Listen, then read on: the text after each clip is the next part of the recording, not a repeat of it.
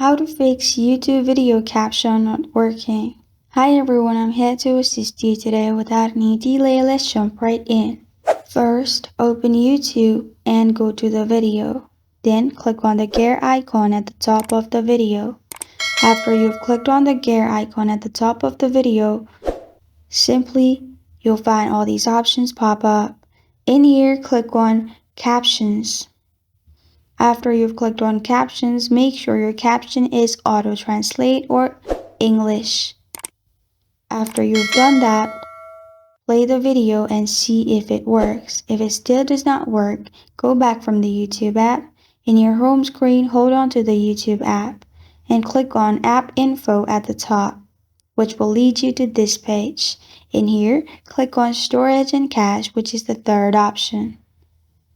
After that, click on Clear Cache at the top, and your problem will be fixed. This is how to fix YouTube video caption not working. Thank you for joining me today. If this video helps you out, please leave a like and subscribe for more. Got a question or want to suggest a topic? Comment below. Thank you for watching.